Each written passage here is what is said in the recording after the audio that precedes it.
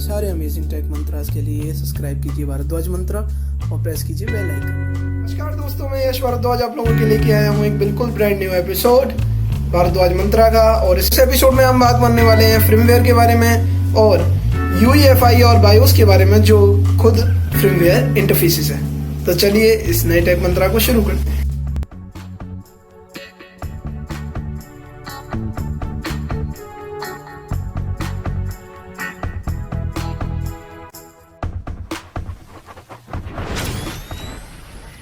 बात आती है कि दोस्तों सबसे पहले होता क्या है। तो ठीक है, मैं सबसे बेसिक एग्जांपल से शुरू करता हूँ। सबसे बेसिक एग्जांपल है इसका रिमोट।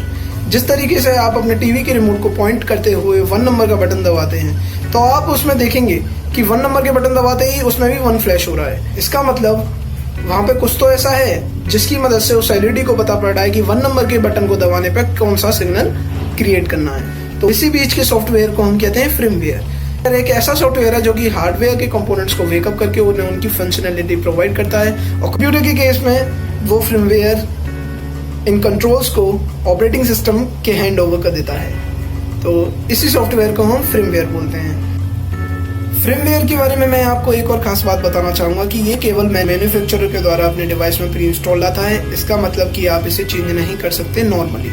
सामान्यतः फ्रेमवेयर को चेंज नहीं किया जा सकता। अभी रिसेंटली एक नई अनाउंसमेंट हुई है जो ये बताती है कि फ्रेमवेयर को अपडेट करना अब पॉसिबल होगा, यानी कि कंपनी अपने फ्रेमवेयर को अपडेट कर पाएगी। अपडेट जारी किए जाएंगे जिससे कि आप आसानी से अपने फ्रेमवेयर को अपडेट कर सकेंगे। अब बात आती है फ्रेमवेयर इंटरफेसेस की। फ्रेमवेयर इंटरफेस क्या होता है, यानी PCs में हमें एक इंटरफेस मिलता है जिससे हम अपने फ्रेमवेयर से इंटरेक्ट कर सकते हैं और उसके सेटिंग्स को कुछ हद तक चेंज कर सकते हैं जिससे कि हमारी वर्क में आसानी मिल सके। ऐसा बेसिकली हम इसलिए करते हैं, अगर हमें कोई पेन ड्राइव बूट करनी हो या फिर किसी अदर डिवाइसेस से बूट करना हो तो बेसिकली इस काम के लिए आता है। अदर फंक्शंस भी इसमें अवेलेबल है, लेकिन मुख्य तौर पर हम इसे बूटिंग सीक्वेंस के लिए ही यूज करते हैं।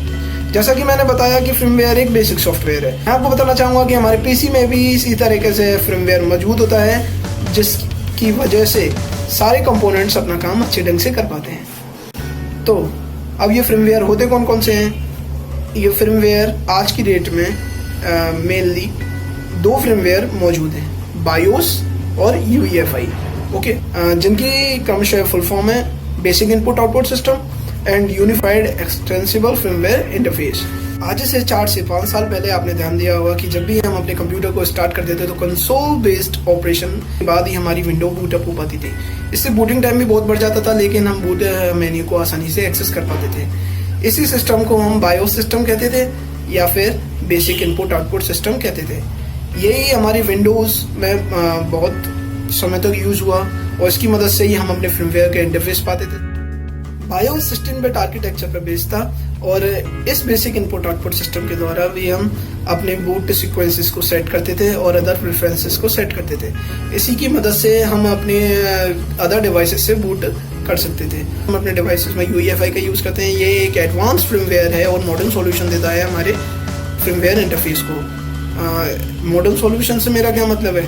मॉडर्न सॉल्यूशन से मेरा मतलब है कि ये बूटिंग टाइम को कम कर दिया, सिक्योरिटी ज़्यादा बढ़ा दी और माउस ऑप्शंस यानी ग्राफिकल ऑप्शंस भी इसने प्रोवाइड कर दिए इंटरफेस के अंदर, जैसे कि इंटरफेस को यूज़ करना और भी आसान हो गया है। इसलिए आज के समय में हम UEFI को यूज़ करते हैं, जो कि मैक में बड़े ही पुराने समय से यूज़ हो रहा है, लेकिन विंडोज़ में ये विंडो 8 के संग सबसे पहले यूज़ किया गया। आपको UEFI और बायोस की पिक दिखा देता हूँ, जिससे कि आपको ये रिकॉल हो जाएगा कि हाँ, ऐसा भी कोई इंटरफेस होता है। तो